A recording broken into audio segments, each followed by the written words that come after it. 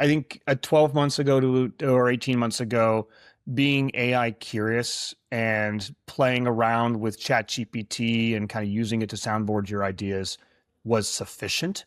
Now you need, no matter at what level you're at, you're probably, unless it's an older school company or something like that, the expectation is going to be that you understand and have built in AI.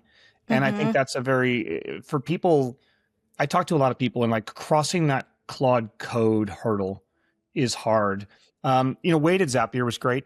We talked to him, and obviously they are an AI forward thinking. Very early, they realized that AI could fundamentally change their business, and so he talked a lot about how he used to just ask people, "Hey, tell me about your AI," and people would waddle and wander. I think now they actually test for it in the interview process, which is really impressive.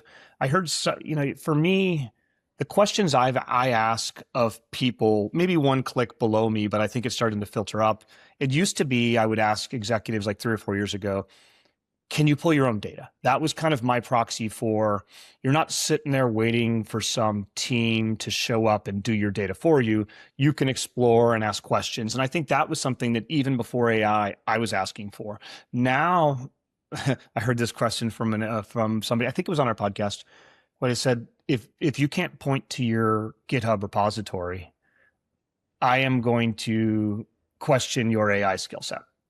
And I think it's actually, I remember when I was like 20 years ago, somebody's like, "Hey, you need 1,000 LinkedIn connections for me to even talk to you," and I was like, "God, that's so pompous."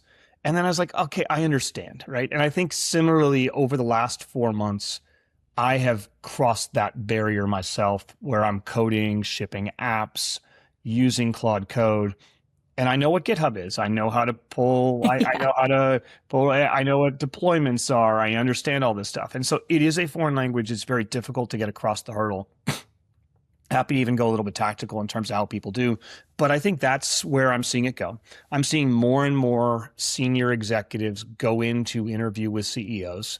And one of the top questions on them is, great, I know you can lead, but can you tell me what you have built in AI? It's a very scary question if you don't know the answer. And I think a lot of people will be like, well, I'm using Gamma, or I'm using some of these tools to create decks. It's not enough. One of our whispered members that graduated, she came into one of our, every week we have kind of huddles where we talk about tactics that people learning. And I think a big question that a lot of companies have is like, are you a builder? And so most people, when they get the exercise, and by the way, we've talked a lot about exercises on our podcast with people. When you get the exercise, you'll take it, you'll manipulate it with ChatGPT, you'll get your ideas, and you'll form a nice deck. That's 9 months ago. What she did that was massively impressive was she basically said, okay, here's the data set. I could analyze it and put it in slides, but she actually built a dashboard where she could show them online, da, da, da, da, da. And everyone's like, oh my God, that's great. Like, can you give us the dashboard and the leave behind? And so that's kind of how fast this is moving, where you need to demonstrate in the interview process that you are a builder in AI and understand it.